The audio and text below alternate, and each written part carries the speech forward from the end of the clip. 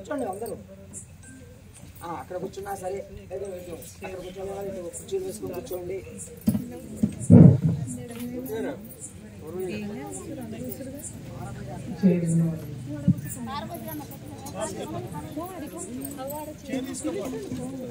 ఓం హరి అస్మత్ శ్రీ గురుభ్యో నమః. వాగర్ధావివ సంపృక్తౌ వాగర్ధ ప్రతిపత్తై జగదప్పితరౌ వందే పార్వతీ పరమేశ్వర. గురుర్బ్రహ్మా గురుర్విష్ణు గురుర్దేవో మహేశ్వరః. గురు సాక్షాత్ పరబ్రహ్మ తస్మై శ్రీ గురవే నమః. గురవే సర్వలోకానాం భిషజే భవరోగిణాం నిధయే సర్వ విద్యానాం దక్షిణామూర్తయే నమః.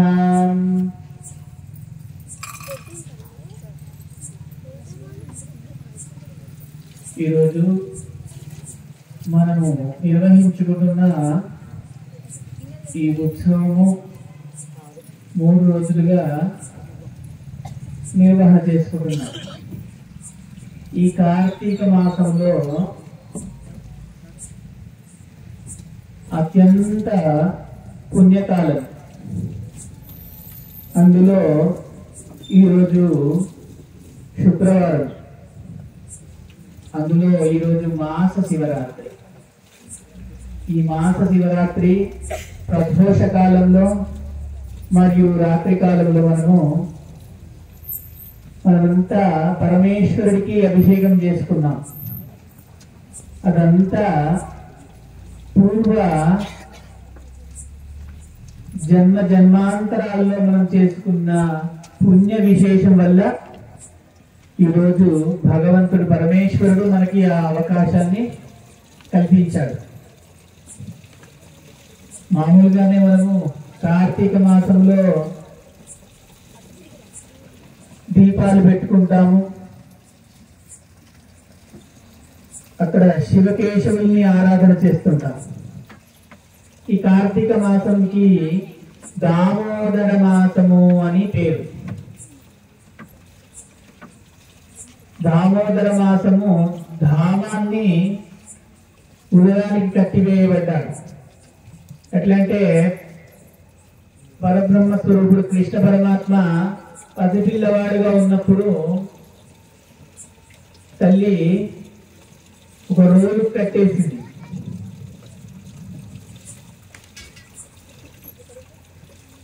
అది ఈ మాసంలోనే జరిగిన సంఘటన. ఈ దామోదరుడు కూడా శివకేశవ భేదము లేదని తెలియజెప్పడం కోసమే శివకేశవుల స్వరూపం ఒకే రూపము. శివుడు అర్ధభాగము. మామూలుగా మనము అర్ధనారీశ్వరుని చూస్తుంటాము. అర్ధభాగము పార్వతి, అర్ధభాగము పరమేశ్వరుడి. కానీ ఇక్కడ దామోదరుడు అంటే సగభాగము విష్ణుమూర్తి, సగభాగము పరమేశ్వరుడు. అది కేవలము ఈ కార్తీక మాసంలో మనము విశేషంగా దామోదరుని ఆరాధన చేసుకుంటాం. దీపాన్ని వెలిగించిన తర్వాత కూడా మనము కార్తీక దామోదరుని నమస్కారం చేసుకుంటాం. శివకేశవుల్ని ఒకేసారి పూజించే మాసమే కార్తీక మాసం. ఒకేసారి పూజించే విధంగా పూర్వీకులు, ఋషులు, మునులు, మహాత్ములు మనకి అనుగ్రహించారు. ఈ కార్తీక మాసంలో విశేషంగా మనం ఏం చేసుకుంటాం? ఇంకా దీపదానాలు చేస్తుంటాం, స్నానాలు చేస్తుంటాం, కార్తీక స్నానాలు చేస్తూ ఉంటాం, శివ కళ్యాణాలు, విష్ణు కళ్యాణాలు చేస్తుంటారు, గోసేవ చేస్తుంటాము. ఈ కార్తీక మాసంలో ఇంకా మనకి ధాత్రి కళ్యాణం చేస్తూ ఉంటాం. రావి చెట్టు కింద అశ్వత్థ వృక్షము, రావి చెట్టు కింద దీపాలు పెట్టుకుంటాం. మారేడు వృక్షాల కింద దీపాలు పెట్టుకుంటాం. ఇవంతా దేవతా వృక్షాలు. పూర్వీకులు చేసిన సంకల్పం ఎంత గొప్పగా ఉందంటే, దేవతా వృక్షాలని రక్షించుకోవడం కోసమే ఇలాంటి సాంప్రదాయాన్ని ఆచారాన్ని మనకి కల్పించారు. ఈ దేవతా వృక్షాన్ని మనం ఇప్పుడు కాపాడుకుంటేనే భవిష్యత్ తరాల్లో భావి తరాల్లో మన వాళ్ళంతా బాగుంటారు. తద్వారా వృక్షాల ద్వారా ఔషధి సేవనం చేస్తూ రకరకాల వ్యాధులు ప్రబలుతాయి. ఈ కాలంలోనే ఉష్ణోగ్రత తగ్గి, ఇప్పుడు ఎంత చలిగా ఉంది మనకి, ఈ ఉష్ణోగ్రత తగ్గుతుంది. దానికోసమని ఈ దీపాలు పెట్టుకోవడము, వృక్ష జాతులని రక్షించుకోవడం. మనకి అందుకే చెప్పారు, వృక్షో రక్షతి రక్షిత, ధర్మో రక్షతి రక్షిత అని. ఇట్లా అన్ని వాటిని మనం రక్షిస్తేనే ఆ ప్రకృతి మనందరినీ రక్షిస్తుంది. అందుకోసమనే ఈ కార్తీక మాసంలో విశేషంగా వృక్ష ఆరాధన, దైవ ఆరాధన, నదీ జలాల పుణ్య జలాల సేవనం చేస్తూ, ఆ పుణ్య నది స్నానాలు చేస్తూ పుణ్య నదీమ తల్లుల్ని కూడా ఆరాధన చేస్తుంటాం. అట్లాగే విశేషంగా ఈ కార్తీక మాసంలో మనము ఇక్కడ గోవు వృషభ కళ్యాణం చేసుకున్నారు. అది ఇంకా చాలా విశేషమైనది. ప్రత్యక్ష పార్వతీ పరమేశ్వరులాగా గోవు సాక్షాత్తు పరమేశ్వరి స్వరూపము, జగదంబ పరబ్రహ్మ స్వరూపిణి. ఇక్కడ లలితాంబయే ఈ గోవు రూపంలో నడయాడుతున్న దేవత. ఇక్కడ ప్రత్యక్షంగా కళ్యాణము, పార్వతీ పరమేశ్వర మూర్తులతో మరొకసారి కళ్యాణం. ముందు దేవతామూర్తులతో కళ్యాణం చేసుకున్నాం, మరి తర్వాత గోవు వృషభ కళ్యాణం ప్రత్యక్షంగా మరొకసారి చేసుకున్నాం. అంటే 2 సార్లు మనం కళ్యాణం చేసుకున్నట్టు, ఇక్కడ 2 సార్లు భగవంతుడి కళ్యాణం జరిగినట్టు. అక్కడ పరమేశ్వరుడు పార్వతీ పరమేశ్వరుల కళ్యాణము జరిగింది. ఈ గోవు మహాలక్ష్మి స్వరూపము, ఇక్కడ లక్ష్మీనారాయణ కళ్యాణం కూడా జరిగినట్టే. ఎందుకంటే 33 కోట్ల దేవతలు గోవు లోపల వసించున్నారు కాబట్టి 33 కోట్ల దేవతలకు కూడా ఒకేసారి కళ్యాణం చేసుకున్నట్టు. ఎందుకంటే ఒకేసారి ఒకే వేదిక పైన ఒకే సమయంలో ఒకే ముహూర్తంలో 33 కోట్ల దేవతల కళ్యాణం చేయాలంటే మనకు ఎవరికి సాధ్యం కాదు. కానీ భగవంతుడు అందరికీ అంత అవకాశాన్ని కలిగించకపోయినా కొంతమందికి గ్రహించిన వారికి కలిగిస్తున్నాడు. మనమంతా చూసాము, తరించాము. అందులో 33 కోట్ల దేవతల కళ్యాణము తిలకించినారు.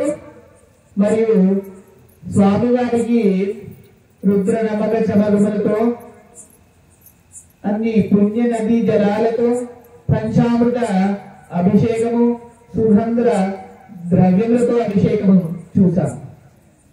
సాధారణంగా శివుడికి అభిషేకం చేస్తే కూడా ఫలం ఉన్నట్టే, ఆ అభిషేకం చేస్తున్నప్పుడు వీక్షిస్తే కూడా, మనం స్వయంగా చూస్తున్నా కూడా అది కూడా విశేషమైన ఫలం. అందుకే ఇంత కార్యము జరగాలి, ఇంత గొప్ప కార్యక్రమం చేయాలి అంటే కూడా దానికి ఎన్నో వ్యయ ప్రయాసలు, శ్రమ వచ్చి చేయాల్సి వస్తుంది. మన ఇంట్లో ఒక కార్యక్రమం చేసుకోవాలి, ఒక వ్రతము, ఒక నోము, ఒక పూజ ఏదైనా చేసుకోవాలంటే మనము 6 రోజుల నుంచి గాబర అవుతుంటాం. ఆ రోజంతా కంగారు, ఆ తొందర, హడావిడి, ఏం చేస్తున్నాం అని అర్థం కాదు మనకి. కానీ 3 రోజులుగా నిర్వహణ చేస్తున్నారంటే ఇక్కడ ఆ కుటుంబానికి ఆ జగదంబ ఎంత శక్తినిచ్చింది అర్థం చేసుకోండి. అందుకే మానవులమైనప్పటికీ కూడా సంకల్పిస్తే, మంచి సంకల్పం ఉంటే మన మనస్సు నిర్మలంగా స్వచ్ఛంగా ఏమైనా దైవ కార్యము ధర్మ కార్యము చేయాలంటే భగవంతుడి మీద భారం వేసి మనస్ఫూర్తిగా నిశ్చలమైన భక్తితో సంకల్పం చేస్తే అది ఎంత కష్టమైనా సులభతరమైంది. అది ఈ రోజు మనం చూస్తా ఉన్నాం ప్రత్యక్షంగా. ఎక్కడెక్కడో వెళ్తుంటాము పుణ్యక్షేత్రాలకి, ఎక్కడెక్కడో వెళ్తా ఉంటారు. కానీ మీరున్న ప్రాంతంలోనే, మీరున్న స్థలంలోనే మీకు ఒక మహాక్షేత్రం అయ్యింది. ఇక్కడ సాక్షాత్ జగదంబ, ఇక్కడ పరమేశ్వరి, లలితా పరమేశ్వరి స్వరూపము నివాసిని అయి అమ్మవారి ఇక్కడ కూర్చుంది. ప్రత్యక్ష పరమేశ్వరి స్వరూపము గోదేవత, గోశాల సన్నిధి, దేవతా సన్నిధి, గురు సన్నిధి, బ్రాహ్మణ సన్నిధి, ఇట్లా చెప్పుకుంటే అన్ని విశేషములే. ఇలాంటి విశేష సన్నిధిలో మనము ఆరాధన చేసుకుంటున్నాం కాబట్టి ఇంకా విశేష ఫలము కలిగి భగవంతుడు అందరికి విశేషమైన ఫలాన్ని అందిస్తాడు. అది మనం ఏమో చేస్తున్నారు, ఇక్కడ ఏదో దీపాలు పెట్టుకుంటున్నారు, ఏదో అభిషేకం చేస్తున్నారు, ఏదో కళ్యాణం చేస్తున్నారు, ఏంటో ఏదో అన్న భావనలో కాకుండా దాని అంతరార్థము, గూఢార్థము విశ్వాసంతో, భక్తితో ఆలోచిస్తే మనకు అర్థమవుతుంది. ఎప్పుడైనా మనకి ఒక విత్తనం వేయగానే చెట్టు రాదు, ఫలాలు పుష్పాలు రావు. ఈ రోజు మీరంతా చేసుకుంటున్న ఈ పూజా ఫలము భవిష్యత్తులో మీకు కనిపిస్తుంది. పిల్లలకి ఉద్యోగాల సమస్యలు వచ్చినా, ఆరోగ్య సమస్యలు వచ్చినా, ఈది బాధలు, ఎన్ని రకాల సమస్యలు, మీ ఇంట్లో ఎన్ని రకాల సమస్యలు ఉన్నప్పటికీ కూడా ఆ ఫలము, ఈ రోజు చేసుకున్న పుణ్యకార్యము ఫలము ముందు మీకు భగవంతుడు చూపిస్తూనే ఉంటాడు. ఎందుకంటే అది ముందు ముందు మీకు అర్థమవుతుంది. అట్లాగే ఇంకొకటి, ఒక్కొక్కసారి ఈ సందర్భాన్ని చెప్పాలనిపిస్తుంది మాకు కూడా. ఒక్కొక్కసారి కొంతమందికి సంతానం లేదని చాలా మంది బాధపడుతుంటారు. ఆ సంతానం లేకపోతే వాళ్ళకి ఎంత దుఃఖం వస్తుందో, ఆ బాధ, ఆ దుఃఖాన్ని ఎవ్వరూ తీర్చలేరు. అది పురుషుడు అనుభవిస్తారు, స్త్రీలు అనుభవిస్తారు. పురుషుడి కంటే స్త్రీ ఇంకా ఎక్కువ అనుభవిస్తుంది. ఎందుకంటే అన్ని శుభకార్యాల్లో ఎక్కువ పాల్గొంటారు కాబట్టి అందరూ అంటారు, రకరకాలుగా అంటుంటారు. కానీ నిరాశ చెందవద్దు. భక్తి విశ్వాసంతో భగవంతుణ్ణి సేవిస్తే తప్పకుండా ఆ ఫలము, ఆ ఫలితము అందిస్తాడు పరమేశ్వరుడు. ఎట్లా అంటే సంతానమి కొంతమందికి తొందరగా అయిపోతుంది. వాళ్ళకి ఆ ఫలము పరమేశ్వరుడు తొందరగా అందించాలని వాళ్ళు గర్వపడి అహంకారంతో కూడా ప్రవర్తిస్తారు. నాకు తొందరగా బిడ్డలు కలిగినారు, నీకు బిడ్డలు లేరు అని చెప్పేసి. కానీ ఆ బిడ్డలు లేని తల్లి ఎంత బాధపడుతుందో, ఆ పూర్వజన్మంలో ఎవరిని ఎంతగా నిందించి ఉంటారు అని మనం గ్రహించలేదు, ఎంతగా దూషణ చేశామని గ్రహించలేదు. ఎవరికైనా కష్టం వచ్చినప్పుడు మనం ఏమంటాము, వాళ్ళు ఏం పాపం చేశారు అని అంటాము. మనకు కష్టం వచ్చినప్పుడు మనం ఏం పాపం చేస్తున్నాము అని ఆలోచన మనకు ఉండదు. అది మనం మనసులో పెట్టుకుంటే భగవంతుడు ఆ పాప ప్రక్షాళన చేసి తద్వారా ఆ ప్రాయశ్చిత్తం ద్వారా మనము ఆ పాప ధర్మాన్ని తొలగించుకుంటాం.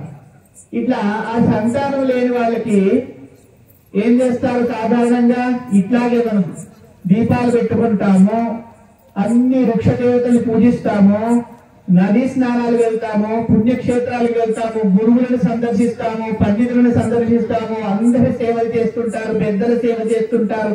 అప్పుడు వాళ్ళకి భయంతోనో భక్తితోనో చేస్తుంటారు.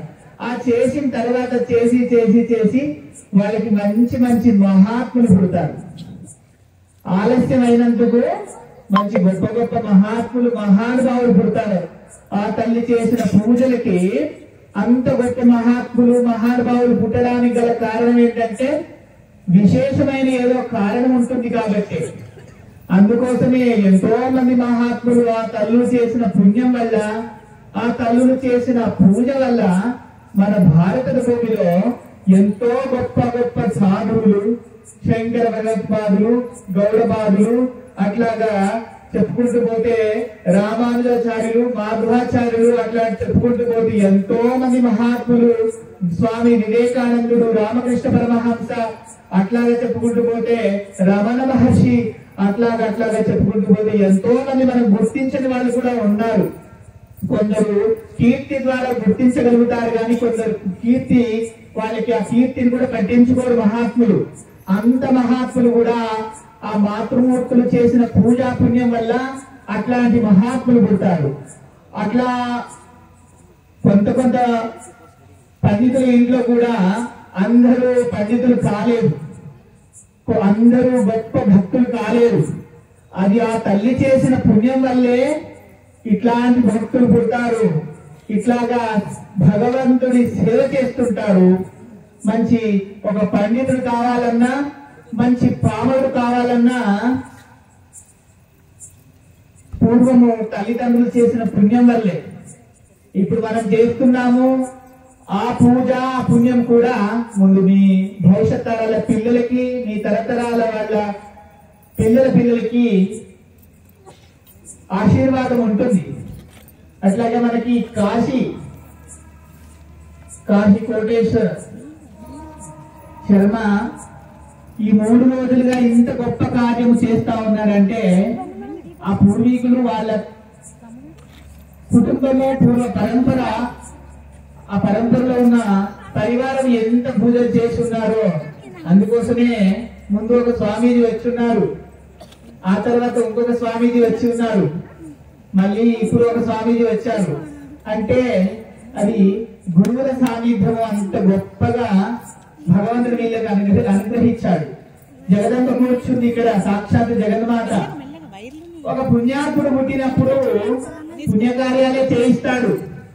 దీనికి అంత ఉదాహరణ ఎందుకు చెప్తా ఉన్నామంటే స్వామీజీలే గురువులే కాదు, సాధారణంగా కనిపించే ఒక పండితుడైనా, ఒక అర్చకుడైనా తాను లబ్ధి పొందుతూ తాను పుణ్యాన్ని అర్జన చేస్తూ పరోపకారం కూడా చేస్తాడు.